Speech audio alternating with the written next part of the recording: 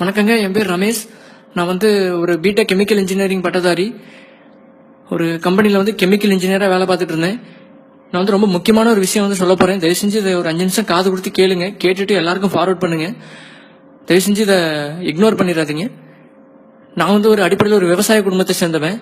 எங்கள் குடும்பத்தில் நான் தான் முதல் பட்டதாரி. அதை நினச்சி நான் ரொம்ப பெருமைப்பட்டிருக்கேன். ஆனால் இன்னைக்கு நான் பார்க்குற வேலையை நினச்சி நான் ரொம்ப வேதனைப்படுறேன் இந்த படிப்பை நினச்சி. என்ன விஷயம்னு பார்த்தீங்கன்னா, நம்ம சாப்பிட்ற சாப்பாடு பண்டங்கள் எல்லாமே இன்னைக்கு ரொம்ப கெமிக்கல் மயமா இருக்கு. 2-3 நாளைக்கு முன்னாடி நான் ஃபேஸ்புக்கில் ஒரு பதிவு பார்த்தேன். அதில் போட்டிருந்தாங்க, இந்த மாதிரி சாக்லேட்டுக்கும் ஐஸ்கிரீமுக்கும் அடிமையான கடைசி தலைமுறை நம்ம தலைமுறையா இருக்கட்டும் அப்படின்னு போட்டிருந்தாங்க.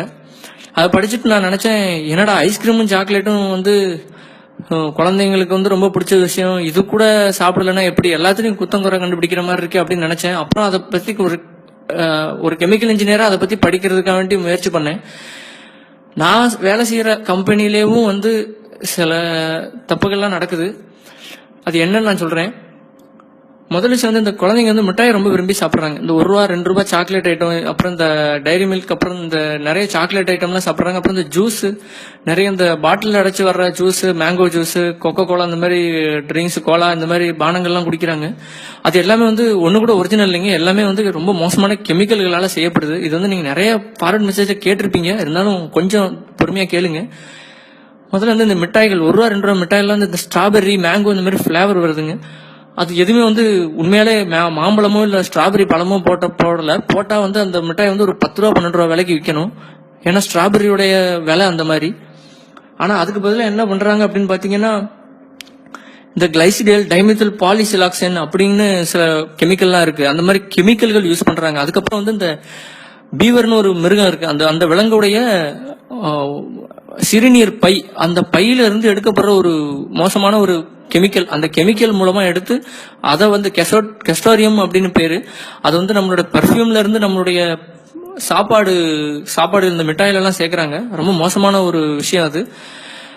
அதுக்கப்புறம் ரெண்டாவது பாத்தீங்கன்னா, இந்த நீங்க இந்த இப்போ இந்த நிறைய ஃப்ரைடு சிக்கன் அப்படின்னு நிறைய கடை வந்திருக்கு. அந்த சிக்கன் கடையில பாத்தீங்கன்னா, இந்த நக்கெட்ஸ், சிக்கன் நக்கெட் அப்படின்னு சொல்றாங்க, சின்ன சின்ன சிக்கன் பீஸ். அதுல பாத்தீங்கன்னா ரொம்ப மோசமான ஒரு கெமிக்கல், டெர்ஷரி புட்டைல் ஹைட்ரோகுயினோன், TBHQ அப்படின்னு சொல்லுவாங்க. நீங்க கூகுள்ல பாத்தீங்கன்னா தெரியும், பூட்டேன் அப்படின்னு சொல்லுவாங்க. அந்த கெமிக்கலை அது உபயோகிச்சு அதை இது பண்றாங்க. ஏன்னா அது பெட்ரோலியம்ல இருந்து கொண்டு வர ஒரு கெமிக்கல்.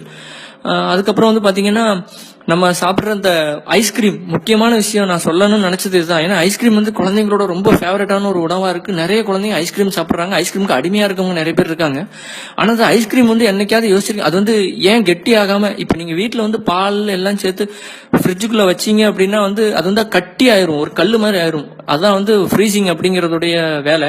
ஆனா அந்த ஐஸ்கிரீம் எப்பவும் என்னதான் -டிகிரில இருந்தாலும் அது மாவா வருது. அது ஏன்னு யாராவது யோசிச்சிருக்கோமா? அதுக்கு காரணம் அதுல சேர்க்கப்படுற ப்ரோபிலின் கிளைகால் அப்படிங்கிற ஒரு கெமிக்கல். அந்த கெமிக்கல் எதுல இருக்குன்னு பாத்தீங்கன்னா, அதோட இன்னொரு ஃபார்ம் எத்திலின் கிளைகால் அப்படின்னு பேரு.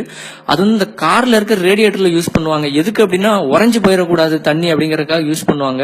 அதே கெமிக்கலை 1%, 100 கிராமுக்கு 1 கிராம்ங்கிற விதம் ஐஸ்கிரீம்ல கலக்குறாங்க. அப்படி கலக்குறதுனாலதான் ஐஸ்கிரீம் மாவா இருக்கு. எப்பவுமே ஐஸ்கிரீம் நமக்கான உணவு கிடையாது. தயவு செஞ்சு உங்க குழந்தைகளுக்கு இந்த ஐஸ்கிரீம்ங்கிறது வாங்கி கொடுக்காதீங்க. அதுக்கப்புறம் பாத்தீங்கன்னா, இந்த வெண்ணிலா அப்படிங்கிறாங்க. இந்த வெண்ணிலா பிளேவர் அது எல்லாருக்கும் பிடிக்கும். அது ஒரு டேஸ்ட். ஆனா அந்த பிளேவருங்கிறது தயாரிக்கிறதுக்கே ஒரு குறைஞ்சது இந்தியாவில மட்டுமே 110 கெமிக்கல் கம்பெனிகள் இருக்கு பிளேவர் தயாரிக்கிறதுக்கு மட்டும். அந்த கெமிக்கல் பாத்தீங்கன்னா, வெண்ணிலா, அப்புறம் இந்த ஸ்ட்ராபெரி, இது எல்லாமே கெமிக்கல். இந்த வெண்ணிலாங்கிறது பாத்தீங்கன்னா, வேனிலின் அப்படிங்கிற ஒரு செடியில இருக்கிற ஒரு பீன்ஸ்ல இருந்து கிடைக்கக்கூடிய ஒரு வஸ்து. அந்த பொருளை பாத்தீங்கன்னா, வேனிலின் என்ன பண்றாங்கன்னா, இப்ப சிந்தட்டிக்கா சில கெமிக்கல்கள், பெட்ரோ கெமிக்கல், இந்த குவாகால் அப்படின்னு சொல்லுவாங்க. அந்த பெட்ரோ கெமிக்கல், அதாவது பெட்ரோல் எடுக்கிறோம் இல்லையா, க்ரூட் ஆயில் எடுக்கிறோம் இல்லையா, அந்த க்ரூட் ஆயில இருந்து டெரைவ் பண்ற ஒரு தயாரிப்பு அந்த கெமிக்கல். அந்த கெமிக்கலை நல்லா ப்ராசஸ் பண்ணி அதுல இருந்து வர்றதுதான் வேனிலின் அப்படிங்கிறது. உண்மையான வேனிலின் ரொம்பவும் காஸ்ட்லியான, இந்த குங்குமப்பூ மாதிரி ஒரு தாவரம் அது. ஏன்னா அது இந்த மடகாஸ்கர், அப்புறம் தென்மேற்கு ஆசியா கண்டங்கள்ல சில நாடுகள்ல மட்டும்தான் அது விளையுது. அந்த வெனிலின் வச்சு நம்ம வெண்ணிலா தயாரிச்சோம் அப்படின்னா பாத்தீங்கன்னா, அது கிட்டத்தட்ட ஒரு கிலோ ₹10,000 இருந்து ₹16,000 விலை வரைக்கும் உண்டு. ஆனா இந்த சைனால இருந்து சிந்தட்டிக்கான வேனிலின் தயாரிச்சு கொடுக்குறாங்க. அந்த வேனிலின் பாத்தீங்கன்னா 1 கிலோ ரூபாய்க்கு தராங்க. அதை தான் வந்து இந்தியாவில் இருக்க பெரும்பாலான ஐஸ்கிரீம் கம்பெனிகள் வாங்கி ப்ராசஸ் பண்ணி தங்களோட ஐஸ்கிரீம்ல சேர்த்து விற்கிறாங்க. நீங்க எந்த ஐஸ்கிரீம் எடுத்துக்கிட்டாலும் அது கெமிக்கலால இது பண்ண ஐஸ்கிரீம் தான். அதுவும் இல்லாமல் பால் வந்து ஒரு 20-30% தான் பால் சேர்ப்பாங்க. மீதி 70% வந்து பாத்தீங்கன்னா இந்த மாதிரி மோசமான கெமிக்கல்கள் போட்டு தான் தயாரிக்கிறாங்க. தயவு செஞ்சு குழந்தைகளுக்கு இந்த மாதிரி மிட்டாய், சுகர் பேஸ்ட் கன்ஃபெக்ஷனரி அப்படின்னு சொல்லுவாங்க, அந்த மாதிரி மிட்டாய் வாங்கி கொடுக்காதீங்க. நான் சொல்ற உண்மையா இல்லையான்னு உங்களுக்கு சந்தேகமா இருந்துச்சுன்னா தயவு செஞ்சு கூகுள்ல போய் தேடுங்க. அதை பத்தி நிறைய பேர் எழுதியிருக்காங்க. எனக்கும் ஆச்சரியமா இருந்துச்சு. நானும் அப்படிதான் தேடி கண்டுபிடிச்சேன். ஒரு கெமிக்கல் இன்ஜினியரா சொல்றேன், தயவு செஞ்சு கெமிக்கலை கொடுக்காதீங்க குழந்தைகளுக்கு. மிட்டாய் வந்து நம்ம ஊர் மிட்டாய், கடலை மிட்டாய், எள்ளு மிட்டாய் எல்லாம் எவ்வளவு நல்லது. நம்மெல்லாம் ஒன்றும் நம்ம முன்னோர்கள் வந்து இழிச்சவாங்க இல்ல, நம்மளால கண்டுபிடிக்க முடியாத விஷயம் இல்ல.